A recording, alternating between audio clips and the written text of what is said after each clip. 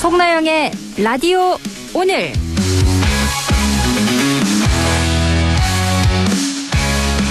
여러분 안녕하십니까? 송나영입니다. 헌법재판소가 오늘 조지호 경찰청장에 대한 탄핵심판 선고에서 재판관 전원 일치로 파면을 선고했습니다. 경찰청장으로선 처음 있는 일인데요.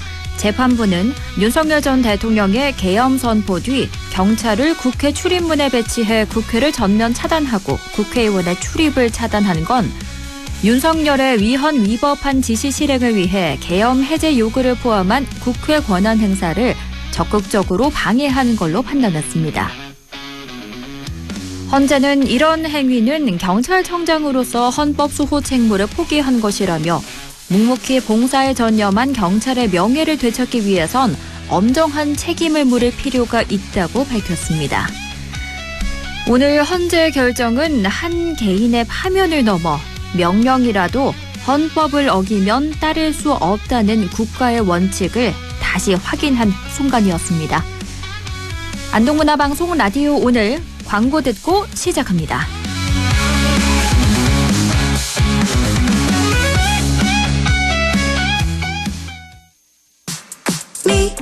미래 에셋 미래 에셋 투자는 미래 에셋 글로벌 자산배분 디지털 현금 투자는 더 미래 에셋 증권. 원금 손실 유의, 투자 전 상품 설명서 및 약관 필독.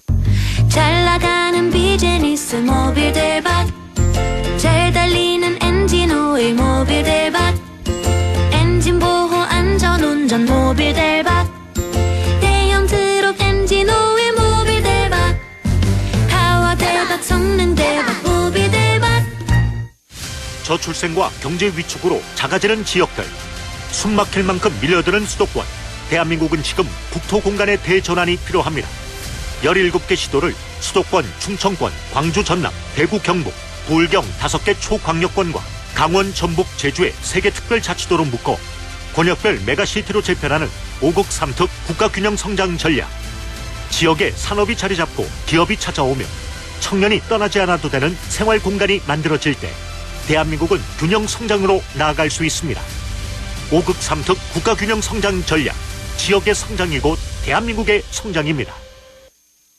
내게 기대 저축은행 당신 곁에 저축은행 기대하던 미래와 만나요. 당신의 기대, 당신의 미래. 저축은행에 기대세요. 내게 기대 당신의 저축은행.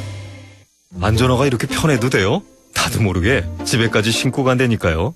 우린 발이 건강해야 하니까 안전화 아무거나 못 신어요. 내가 안전해야 가족이 안심하지. 그래서 난 꼭 워킷만 신어. 워킷 안전화를 고집하는 확실한 이유가 있다. 생각의 차이가 만드는 가치 워킷 안전화. 12월 18일 목요일 라디오 오늘입니다. 일부 생활 속 법률 문제를 쉽고 명쾌하게 풀어봅니다. 안형진의 쾌도 난법 함께하고요. 2부 이슈 오늘에서는 문경시 육상팀이 요사이 좋은 성적을 내고 있는데요. 잠시 후 문경시 육상단 안현정 감독 연결해 이야기 듣습니다. 이어서 진보의 눈으로 바라보는 지역과 전국의 정치 현안, 그래도 정치, 오늘은 더불어민주당 박규환 대변인과 함께합니다. 라디오 오늘 유튜브로도 다시 들을 수 있거든요. 많은 애청 바랍니다.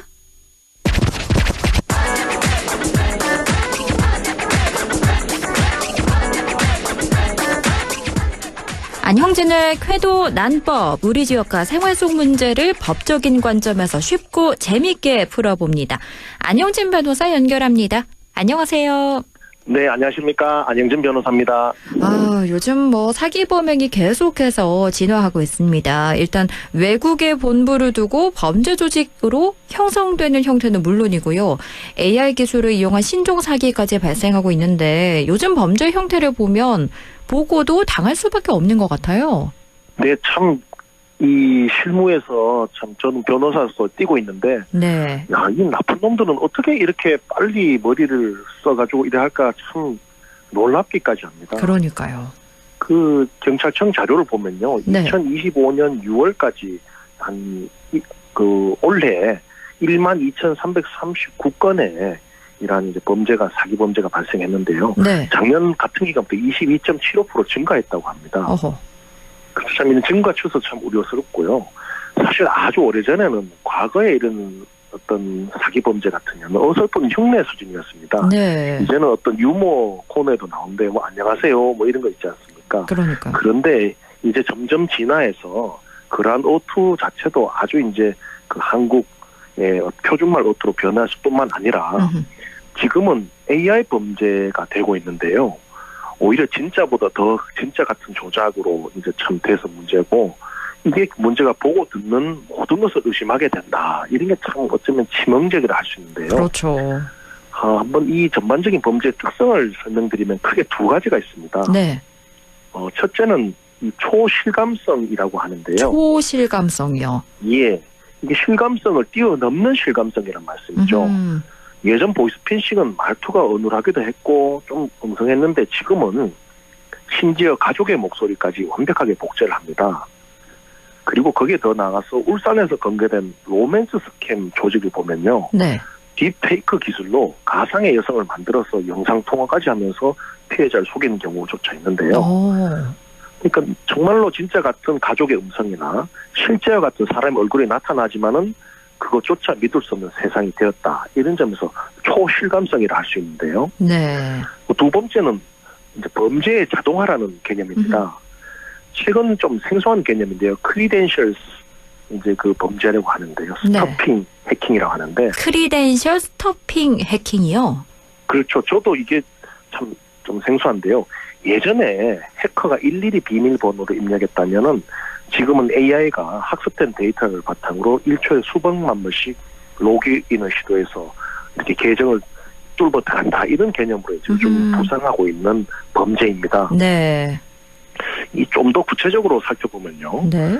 사례가 있습니다. 울산 경찰청이 건강 사건을 보면 정말 혀를 내두를 지경인데요. 범죄 조직이 이른바 딥페이크 기술로 34살 여성 B씨라는 가상의 인물을 만들어냈습니다. 그래서 이 가짜 이제 이 여성이 본인이 서울의 강남에 한 40억원짜리 아파트가 있고 카페를 운영하는 이제 큰 자상가다라는 구체적인 설정을 입혔는데요. 네. 좀 전 말씀드렸듯이 가장 충격적인 건 영상통화입니다. 이제 요즘은 또 피해자들도 점점 이제 이렇게 좀 발전하니까 채팅만으로는 속일 수가 없거든요. 그렇죠. 그래서 실제 영상통화를 걸어서 실시간으로 표정이 바뀌고 대화가 가능하고 입모양이 움직이는 가짜 이런 얼굴을 보여준 겁니다. 여기에 속아 넘어간 피해자가 무려 100여 명인데요. 와, 피해 금액도 무려 120만 원도 아니고 1200만 원도 아니고 120억 원에 달합니다. 120억이요? 와. 그렇습니다. 그래서 피해자 중에는 중소기업 대표나 사회 경험이 많은 분들도 포함되어 있는데요. 여기서 우리가 주목할 것은 과거에는 조금 이렇게 정신이 없거나 뭐 이렇게 좀 했을 때 속는데 요즘에는 아주 경륜이 있고 이런 분들도 속기 쉬운 형식으로 그 사기 범죄이 이제 진화하고 있다는 점이죠. 그렇죠. 참 큰일입니다. 네. 이들은 이제 피해자의 호감을 일단 산 다음에 돈 버는 법을 알려주겠다면서 가짜 투자 사이트로 유인했는데요. 이제 이런 이제 변화를 고려하면 모르는 사람이 SNS로 호감을 표시하거나 투자를 권유한다거나 하면은 설상 얼굴을 보고 야 분명하다 이런 생각이 들더라도 100% 사기다라고 의심을 해야 되는 참 어떤 냉혹하고 엄연한 현실이 되었다. 이 점이 참 중요하고요. 네. 그렇습니다. 또 좀 전 말씀드린 또 하나의 신종 사기인 크리덴셜 스토핑이라는 공격인데요. 네. 보통 우리가 기억하기 좀 어려우니까 어떤 각종 사이트 또는 이 어떤 배달 사이트의 비밀번호를 거의 비슷하게 해놓거든요. 그렇죠. 다들 아이디나 비밀번호는 쓰는 거니까요. 예, 그래서 좀 바꿔놓으면은 그거 자체가 헷갈려서 자기도 못 들어간 경우까지 있는데. 맞아요. 그래서 한두 개, 두세 개를 해놓는데 3개까지 해놓는 분도 드뭅니다, 사실은. 맞아요. 해커들은 바로 이 점을 파고드는데요. 어디선가 유출된 내 아이디와 비밀번호를 저들이 공부하고 이런 게 아니고 AI에게 학습시키면은 AI가 다른 수백 개의 사이트에 1초 만에 수백만 번씩 로그인을 시도한다고 합니다. 오. 그래서 예전에는 해커가 일일이 뭐 입력을 하거나 좀 이렇게 수동적으로 했다면 네. 그래서 시간이 걸려가 사실 무한층도 있는데 지금은 AI가 판단 없이 자동으로 공격을 하니까 좀 뚫는 게 아주 이제 좀 예전보다 취약해졌다 이런 그렇겠네요. 문제인데요. 네. 심지어 비밀번호 끝자리에 특수 문자 넣는 패턴까지 AI가 학습해서 유추해낸다고 합니다. 아, 어마어마하네요. 그래서 참 이게 깜짝 놀랄 일인데요. 사실상 AI가 만능 열쇠를 쥐고 우리 집 현관문을 24시간 두드리고 있는 거라 보면 되는데요. 네. 뭐 전문가들이 이에 대해서는 뭐 어쩌면 당연한 얘기인데 기차님이 보안의 적이고 번거로움이 보안의 핵심이라고 말씀하는데 사이트마다 좀 비밀번호를 다양하게 설정하고 요즘엔 또 그런 비밀번호와 더불어 2단계 인증이라고 있습니다. 그래서 한 단계 비밀번호를 넣어도 휴대폰이나 다른 이메일로 다른 메일이 와서 확인하도록 하는 이런 시스템이 2단계 인증 시스템인데요. 그렇게 좀 설정을 하는 게 중요하다고 이제 그 권유를 하고 있고 이게 저도 맞다고 봅니다. 네. 비밀번호를 하나하나 다 다르게 설정하기는 사실 무리긴 하니까 요즘 2단계 인증 귀찮더라도 많은 분들 꼭 하시기 바라고요. 그런데 사실 중요한 건 범죄 이후에 피해 배상 내지 뭐 보상인데 범인을 잡아도 돈은 이미 주범에게 송금돼서 배상받기 어려운 경우가 많잖아요. 그런데 이걸 해결하기 위해서 입법적 대책이 추진되고 있다고요? 그렇습니다. 제가 그 변호사서 일하다 보면은 수사 실무의 경우에는 보이스피싱 범죄를 이제 추적하다가 결국은 주범을 건가하는 경우는 많지는 않고 거기다가 이제 어떤 통장을 빌려준 사람이나 또는 그 빌려준 통장에 입금된 돈을 찾아서 수거해서 전달하는 책이죠. 네. 이른바 그 조직에서 상당히 이제 밑에 있는 친구들인데 그렇죠. 이런 사람들에 대해서 처벌을 하는 경우는 많고 그런데 피해자 입장에서는 그 사람들을 상대로 이제 형사소송을 통해서나 또는 민사소송에서 뭐 어떤 판결을 받더라도 그 사람들이 돈이 없는 경우가 대부분이거든요. 그렇죠. 네. 사실상 우리 이제 지역의 말로 빈 사람들인데요. 그래서 실효성이 떨어졌던 거죠. 그런데 이런 이제 문제점에 착안해서 의미 있는 법적 패러다임의 전환이 있었는데요. 네. 법적으로는 사실 그렇습니다. 이익이 있는 곳에 책임이 있다 이런 원칙이 좀 있는데 네. 현재 금융사, 통신사 또는 가상거래소는 비대면 거래와 통신망을 통해서 막대한 수익을 올리고 있는 것도 사실이거든요. 그렇다면 그러한 어떤 시스템을 허점을 이용한 범죄에 대해서도 시스템 운영자가 일부 또는 전부가 법적 책임을 져야 한다는 거죠. 네. 그래서 실제로 영국이나 싱가포르 같은 금융 선진국은 이미 이제 은행이 사기 의심 거래를 막지 못하면은 피해액을 배상 내지 보상하도록 법제한 사례도 있는데요. 그렇군요. 그래서 우리 정부도 좀 이런 이제 것을 도입해서 좀 구체적으로는 은행이 예를 들어서 24시간 모니터링 시스템 FDS라고 하는데요. 그것을 제대로 가동하지 않아서 발생한 피해에 대해서는 이제 금융사가 배상 책임을 지도록 하는 법안도 추진 중이고요. 또 여기서 하나 더 추가하자면 사실 요즘 많은 거래들이 가상거래소에서 가상자산 거래소에서 일어나고 있습니다. 네. 그런데 현행 법상은 계좌를 정지할 수 있는 권한이 수사기관이나 금융기관에만 있거든요. 그런데 이런 가상거래소에도 계좌를 이제 정지할 수 있는 권한을 부여하는 쪽으로 법 개정이 추진되고 있고 이에 더 나아가서 네. 이제 가상자산 거래소도 어떤 그런 금융기관에 대해서도 무과실 책임을 지우는 법안을 추진하고 있다는 거죠. 다시 말하자면 가상거래소나 은행을 이용한 보이스피싱 범죄가 발생하였고 여기서 아주 특단의 사유가 없는 이상은 무과실 책임을 부여해서 피해자에게 금융기관이 또는 가상거래소가 배상하도록 하는 거죠. 그러면 이게 어떤 효과가 있냐면요. 네. 사실상 지금 기존의 어떤 패러다임은 개인들에게 조심해라. 예를 들면 검찰이나 뭐 수사기관은 뭐 금융 뭐 이런 요구를 하지 않습니다. 이런 거 많이 들어보셨잖아요. 네. 그래서 개인 계도 중심이었다면 현재 이런 무과실 책임을 금융기관이나 가상거래소에 부과한다면은 이제 시스템적 정비를 막대한 자본을 가진 가상거래소나 금융기관이 하게 될 겁니다. 그래서 그렇겠죠. 이러한 이상 금융 현상을 AI를 통해서 분석할 수 있고 여러 가지 이제 방지 장치를 금융기관이나 가상거래소가 만든다. 왜냐하면 그쪽에서 배상을 해줘야 될 위험성을 없게 해야 되니까요. 네. 이런 이제 시스템 변화가 된다는 건데 아주 이제 좀 바람직해 보이고요. 이런 거는 좀 가속화돼서 추진해야 되고 우리가 박수를 쳐줄만 하다고 생각합니다. 네, 이렇게 AI가 고도화하면서 사기 범행이 진화하고 있는데요. 시스템 허점을 이용한 범죄에 대해서는 그 운영자가 책임을 지도록 하는 법안이 추진되고 있다는 점까지 함께 말씀해 주셨습니다. 지금까지 안형진의 쾌도난법 안형진 변호사와 함께했습니다. 고맙습니다. 감사합니다. 라디오 오늘 2부에서 뵙겠습니다.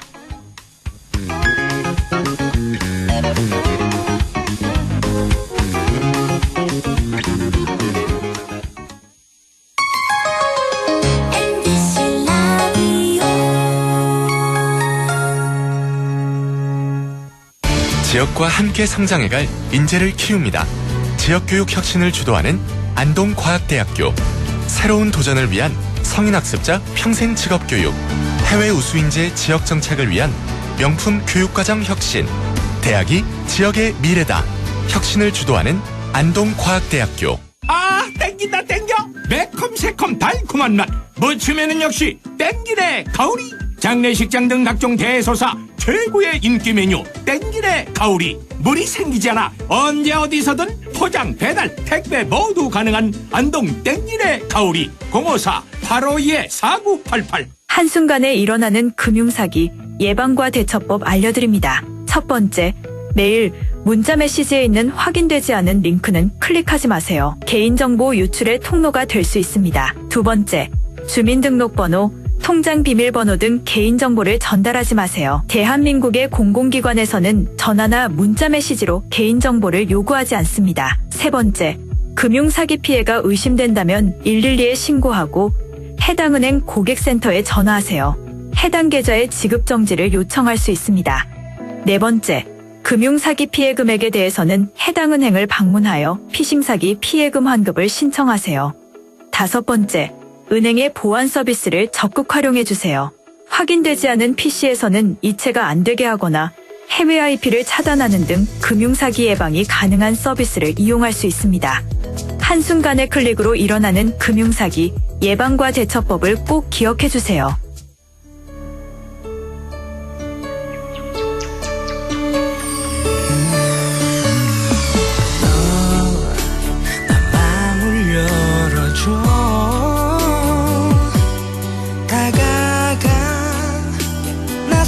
속삭이도록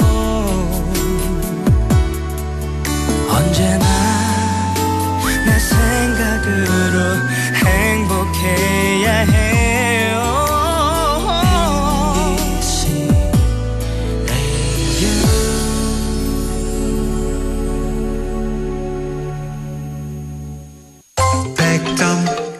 MBC 라디오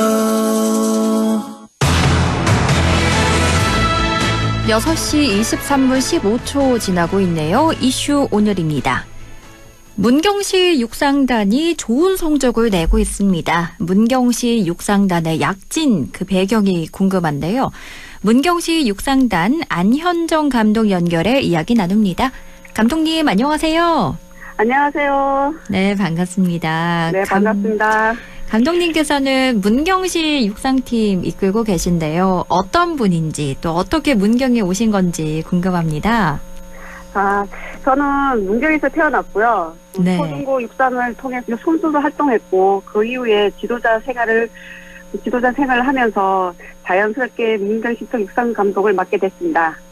현재 감독으로 재직하면서 선수들과 함께 매일 현장에서 뛰면서 문경 육상의 미래를 책임질 만한 선수를 발굴, 육성하는 데 최선을 다하고 있습니다.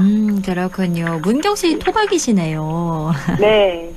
지금 문경 육상팀 간판 선수라면 조하림 선수 빼놓을 수 없을 텐데요. 조하림 선수는 어떤 선수인가요? 제가 조하림 선수는 지난 5월에 아시아 육상 선수권 대회에서 3000m 해물 경기에서요. 네. 9분대 한국 신기록 수립을 했고요. 지금까지 기록을 잘 해왔고 조아림 선수는 제가 옆에서 봤을 때 스스로 자신의 약점을 정확하게 파악을 하고요. 네. 해결 방안도 잘 찾으면서 실천하는 선수이고요. 훈련할 때 보면 스스로 부족한 점이나 이런 거 있을 때는 네. 저한테 찾아와서 감독님 이런 게 좀 부족하다 이러면 저는 이제 그걸 이제 받아들여서 그 운동선수에게, 차림 선수에게, 피드백을 좀 해줄 수 있는 그런 선수예요. 자기 스스로의 약점을 잘 찾는 선수라고 보시면 될 것 같아요. 네. 아, 그렇군요.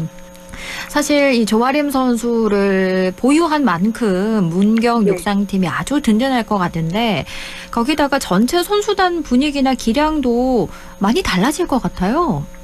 아, 진짜 든든하고 좋죠. 조아림 네. 선수가 저희 팀에 있다는 게 좋고요. 뭐 조아림 선수가 있음으로써 서로 선수들에게 서로 격려하고 도우면서 운동도 훈련도 같이 하고 있고요. 그 과정에서 전체적으로 운동선수들이 선수들의 자극제가 되면서 선수들의 기량이 다 좋아지고 있고요. 네. 조아림 선수의 활약이 저희들한테는 이제 모든 선수들에게 자극제와 훈련을 저희들 팀을 더 알릴 수 있는 만큼의 선수들이 스스로 찾아오고 좋은 선수들이 저희 팀에 다 콜을 많이 하고 있는 상황이에요, 지금요. 그렇군요. 네. 어떻게 보면 선순환 구조가 만들어지고 있다 이렇게도 생각이 되는데 우리 조아림 선수 말고도 사실 뭐 주목하는 선수나 성장세가 두드러진 선수가 분명히 있을 것 같은데 감독님 보시기에 괜찮은 선수 있다면 소개를 좀 해주실까요? 저희들 선수가 지금 남자 선수 5에 여자 선수가 4명이거든요. 네. 좀 많을 수 있는데 지금 주장 선수는 이동우 선수가 1500m에서 경기력이 좋아지고 안정적인 스타트를 잘해주고 있고요. 또 여자 선수인 차지훈 선수가 있는데 전 국가대표였어요. 그런데 이 선수가 이제 800m와 1500m에서 다시 꾸준한 성장세를 보이고 있고요. 이 선수뿐만 아니라 여러 선수들이 또 서로 주고받으면서 좋은 분위기에서 또 발전하고 있어가지고 저희 시청 선수들은 모두가 주목받을 만한 단계에 올라와 있다고 보고 있어요. 네. 이동욱 선수와 차지원 선수 외에도 모든 선수가 최선을 다하고 있을 텐데요. 선수들 기량 향상을 위해서 감독님께서는 훈련 프로그램 같은 건 어떻게 구성하세요? 저희들 선수들은 보면 계절의 시기에 맞춰서 하계와 동계로 두 가지를 나눠서 운동을 하고 있어요. 보통 하계 훈련은 체력 강화 훈련을 하고요. 여름에는 저희들이 올 여름에는 강원도 행계에서 고지대 훈련을 하면서 신체 지구력도 다지고 하반기 시합인 정부체제를 대비하면서 훈련을 했고요. 그다음에 동계 훈련이 있는데 동계 훈련은 내년 시즌에 대비해가지고 저희들이 제주도에서 1차 훈련을 진행하고요. 기초 체력과 지구력 훈련을 하면서 저희들이 내년 훈련을 준비하고 있습니다. 그렇군요. 사실 감독님이 토박이다 보니까 더 잘 말씀해 주실 수 있을 것 같은데 문경시 기후나 지형이 육상 훈련에 주는 장점이나 특성 같은 것도 따로 있을까요? 저희들 민경은 기후가 비교적 안정하고 지형이 좋아서요. 훈련하기가 매우 좋은 환경을 가지고 있어요. 저희들 팀 숙소가 영광체육공원이라고 있는데 그 근처에 있어가지고 새벽에는 거기서 많이 조깅도 많이 하고 훈련을 하고 있고요. 또 하나는 문경체제. 문경체제가 흙으로 돼 있는 코스라서 아스팔트보다 충격이 적어서 선수들에게 부상도 낮고 훈련하기가 정말 좋은 코스거든요. 오르막 운동도 자연스럽게 되고 있고 지구력 훈련도 매우 효과적이라서 이런 환경 때문에 저희들 선수들이 안전적으로 훈련을 할 수 있고 시즌의 내내 좋은 컨디션을 유지하는데 큰 도움이 되고 있습니다. 그렇군요. 감독님 요즘 일반인들이 달리기에 관심이 굉장히 많은데 러닝붐 일고 있잖아요. 러닝 좋아하는 분들께 조언을 좀 해주신다면요? 요즘 너무 많이 뛰고 계셔갖고 그러니까요. 여기저기 다 뛰고 있어요. 그래서 저도 볼 때마다 저분들이 욕심을 내지 않고 들리면서 3km, 5km, 10km처럼 단계적으로 거리를 늘리는 게 좋다고 생각하고 있고요. 무엇보다 중요한 것은 본인에게 맞는 방식으로 과하지 않고 꾸준히 운동하는 것이 좋다고 생각하고 있고요. 네. 네, 러닝은 즐기면서 해야지 오래 지속적으로 할 수 있고 또 한 가지는 준비 운동과 정리 운동을 포함해서 안전하게 효율적으로 운동하면 제일 좋을 것 같아요. 네. 감독님이니까 러닝하는 분들 보면서 이거 좀 얘기해주고 싶은데 하는 게 굉장히 많으실 텐데 몇 가지 간단하게 말씀해 주셨어요. 정말 많아요. 할 말이 더 많으신 것 같은데. 진짜 많은데요. 네. 선수 폼을 너무 선수들과 똑같이 하기 위해서 이 폼은 어때요? 저 폼은 어때요? 하는 분들이 되게 많아요. 네. 근데 저는 그렇게 얘기해요. 그 각자의 가진 고유의 폼이 내 이름을 알려준다고 생각하거든요. 선수들이 저 뛰는 폼만 보면 걔는 누구야 하고 우리가 알아본단 말이에요. 네. 그걸 똑같이 로봇처럼 맞출 필요는 없다고 생각하는 데가 많은데 런닝 하시는 분들은 그거를 똑같이 선수들하고 똑같이 뛰려고 하는 욕심이 좀 많더라고요. 그런 욕심을 조금 버리고 하신다 그러면 좀 좋을 것 같아요. 네. 본인에게 맞는 방식으로 과하게 하지 말라고 이렇게 계속해서 거듭해서 말씀해 주셨습니다. 네. 그럼 마지막으로 앞으로 문경 육상의 비전까지 들어볼까요? 저희들 문경 육상 미래는 제가 봤을 때는 지금 선수들도 좋은 선수도 많고 매우 긍정적으로 보고 있는데요. 네. 성장 속도나 팀 분위기, 훈련 시스템이 매우 안정적으로 지금 잘 돼가고 있고요. 좀 좋아지고 있고 또 하나 목표가 있다면 내년에 나고야 아시안 게임에서 우리 팀 선수인 조아림 선수뿐만 아니라 차지훈 선수처럼 성장 속도가 좋은 선수들이 참가해서 그 나고야 아시안 게임에 참가했으면 좋다는 목표를 좀 삼고 있고요. 네.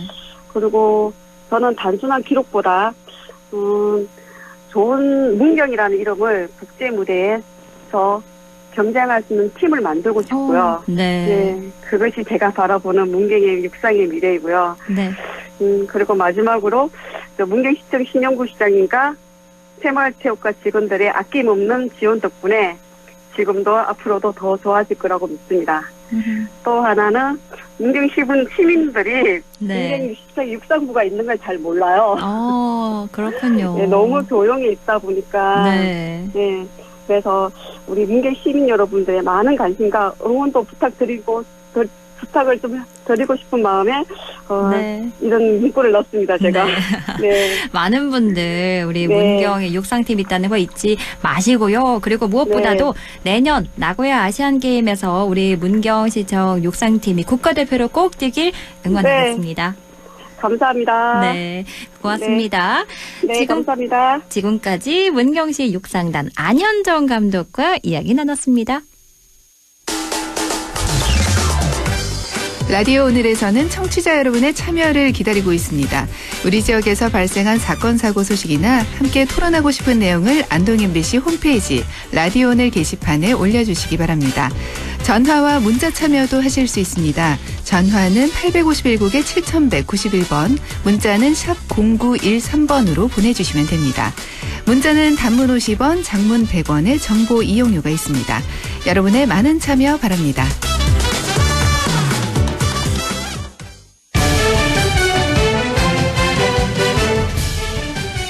박규환의 그래도 정치, 진보의 눈으로 지역의 현안과 전국적인 정치 현안 짚어봅니다. 원래 이 시간 더불어민주당 임미애 의원과 함께 했는데요. 오늘 임미애 의원이 해외 출장을 가서요. 더불어민주당 대변인이죠. 박규환 영주영양봉화 지역위원장과 함께합니다. 위원장님 안녕하세요. 네, 반갑습니다. 영주영양봉화 박규환입니다. 네, 반갑습니다. 국회에서 쿠팡 청문회가 열렸는데 아주 시끄럽습니다. 개인정보 유출 사실이 알려진 지 한 달 만인데 일단 제대로 된 청문회가 되지 못했다는 비판을 계속해서 받고 있어요. 네, 아마 어제 청문회 보신 우리 국민들께서도 화가 많이 나셨을 것 같아요. 네. 저도 보니까 답답하기도 하고 또 화가 많이 나더라고요. 사실 어제 청문회는 실소유주라고 할 수 있죠. 쿠팡 의결권의 70% 넘게 보유하고 있으니까요. 네. 김범석 의장이 나오는 것이 마땅하죠. 그렇죠. 그리고 또 적어도 얼마 전에 사퇴한 박대준 전 대표라도 나와야죠. 근데 모두 불출석하고요. 네. 외국인 임원들만 참석했습니다. 그것도 이제 취임 일주일밖에 안 되고 게다가 또 임시대표죠. 우리 속칭 바지 사장이잖아요. 네. 게다가 또 외국인입니다. 뭐 부실한 답변은 어쩌면 뭐 예고된 것이고요. 게다가 그 양반 태도까지도 아주 불량하더라고요. 뭐 본인이 내용 정확히 알지 못한다. 뭐 네. 내부 검토 중이다. 뭐 제가 한국말 몰라서 그런데 무슨 말씀인지 모르겠다. 어떤 개념인지 모르겠다. 심지어 그 3,370만 건의 정보 유출이잖아요. 네. 미국법 기준으로는 위반이 아니다. 이런 말도 아닌 말까지도 진짜 쏟아내고 네. 또 피해 보상 대책 요구하는 질문에도 뭐 조사 결과가 나오면 책임 있는 방안 마련하겠다. 이런 뜬구름 잡는 이야기하고요. 그래서 네. 사실 어제 청문회는 이제 그런 점에서 보면 정말 답답하고 또 제대로 된 이런 청문회 아니라고 볼 수 있는데요. 그 대신 한 가지 우리가 확인하게 된 것은 네. 이 문제를 바라보는 쿠팡의 태도가 어떠한가. 그리고 쿠팡의 실질적인 지배자이고 최고 의사결정권자인 이 김범석 의장은 이 문제를 어떻게 바라보는지 그건 우리가 이번에 확실히 알게 됐고요. 네. 따라서 이제는 알았으니까 우리가 그의 적절한 대응책, 방법을 찾아야 한다. 그렇게 생각했습니다. 그런데 미국 증권거래위원회는 청문회 하루 전에 정보 유출은 중대 사고가 아니다라는 보고까지 했던데요. 이건 뭐 미국에는 징벌적 손해배상 제도가 있다 보니까 과징금을 거대하게 맞을 수 있으니까 이런 거 아니냐. 그래서 우리나라도 징벌적 손해배상 제도 도입해야 하는 거 아니냐. 이런 얘기도 나오고 있던데요. 그렇죠. 이게 지금 어쨌건 본사가 미국에 있습니다. 쿠팡이. 네, 그렇죠. 근데 사실은 쿠팡의 한 해 매출액이 한 44조 원 되는데요. 네. 90%가 넘죠. 41조 원 이상을 한국에서 우리나라에서 지금 매출 올리고 있거든요. 네.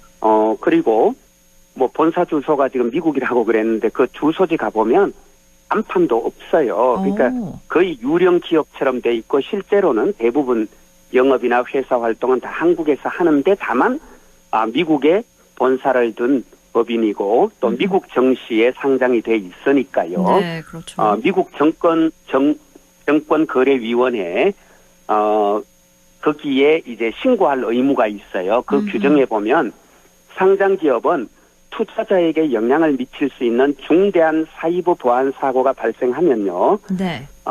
안 날로부터 4일 이내 보고서를 제출해야 되는데 이번에 쿠팡은 보니까 뭐 16일 만에 제출을 했더라고요. 그러니까 네. 사실은 미국 증권거래위원회 규정을 위반한 거죠.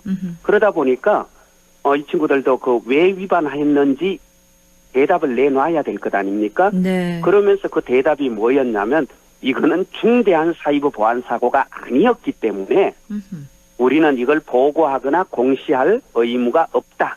그런데도 불구하고 지속적으로 사람들이 이 이슈에 관심을 갖기 때문에 편의로 자의로 우리가 그냥 이렇게 보고하고 알린다. 이런 태도를 취했어요. 네. 정말 못된 거죠. 거짓말이고요. 네. 이거 엄청 중대한 사건입니다. 3,370만 개 계정의 개인정보가 유출된 게 이게 어떻게 중대한 사고가 아닐 수 있겠습니까? 그렇죠. 이게 실제로요. 미국 안에서 이런 일이 벌어졌다면요. 네. 말 그대로 천문학적인 배상금과 벌과금을 물어야 돼요. 그냥 제가 예 하나만 들면요. 네. 2021년에 미국 3대 통신사 가운데 하나인 티모바일이라는 회사가요. 7,600만 명 개인정보 유출됐어요. 그러니까 한 2배 더 유출됐죠. 네. 그런데 이때 하여간 이 회사가 뭐 집단소송 합의금이나 또 주 정부의 어떤 제재에 따른 그런 벌과금이나 이런 거 다 묻혀서요. 50억 달러.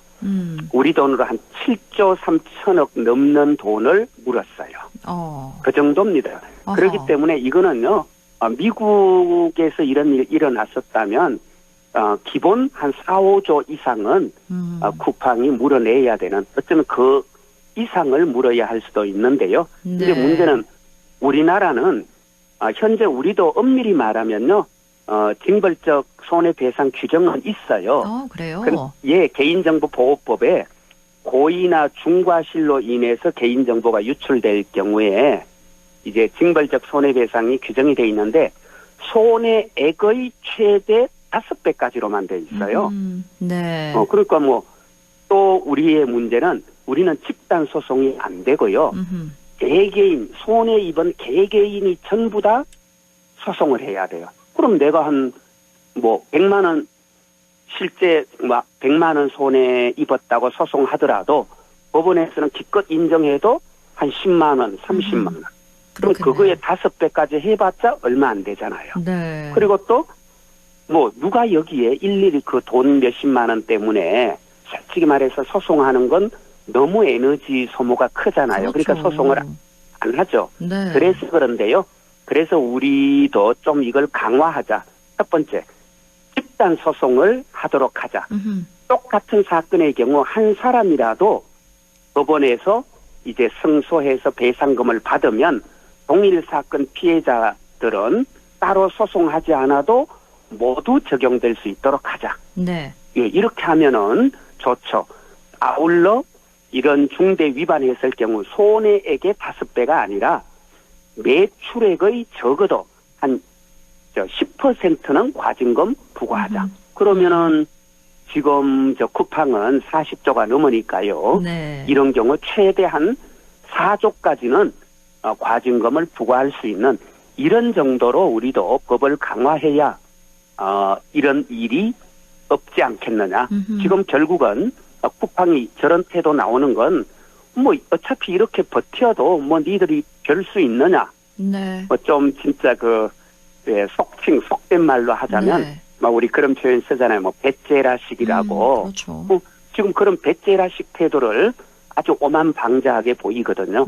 미국에서 이런 일이 있었다면 상원이든 하원이든 어디든 부르면 달려가서 아마 사과하고 빌고 난리 났을 겁니다. 네. 그런데 이거는 어찌 보면 우리 대한민국 시장을 또 대한민국 법 체계를 대한민국 국민을 무시하는 거죠. 돈벌이 대상일 뿐인 거죠.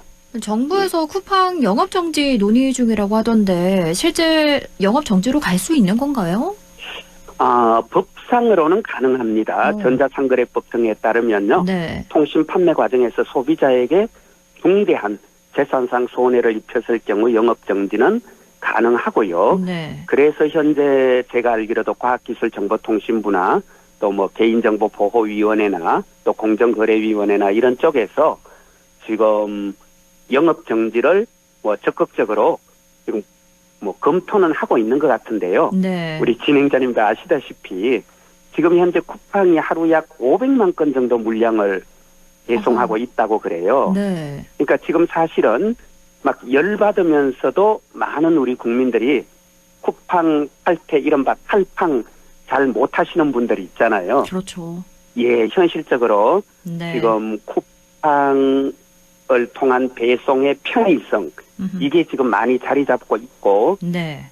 그래서 실제로 과연 영업정지가 가능할까 또 자칫하면 또 이게 쿠팡에 의존하고 있는 중소상공인들도 많잖아요. 그렇죠. 많죠. 그래서 그분들이 또 선의의 피해를 입을 가능성도 있고요.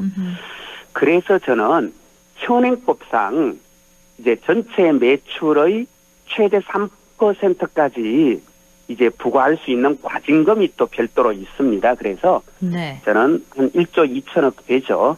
이런 과징금을 또 부과한다든가 아니면 또 아까 앞서 말씀드린 그런 전체 매출액의 한 10%까지 과징금 물리는 이런 좀 법을 개정해서 이 경우는 좀 소급 적용하는 이런 방식을 한번 찾아보든 아니면 정말 또 이런 선의의 피해자들에 대한 대책을 좀 마련하는 그런 토대 위에서 네. 진짜로 과감하게 한번 영업 정지 이런 조치를 취하는 것까지 하여간 네. 어떤 것이 정말로 한번 이번 기회에 이런 공정 거래 질서를 바로잡을 수 있을까 좀 더 이제 방안을 찾아봐야 될 것 같습니다. 네.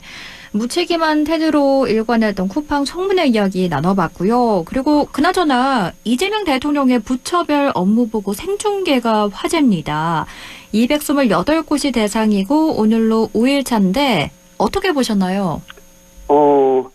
저는 솔직히 일단 재미도 있고요. 그렇죠. 한편 의미도 있었어요.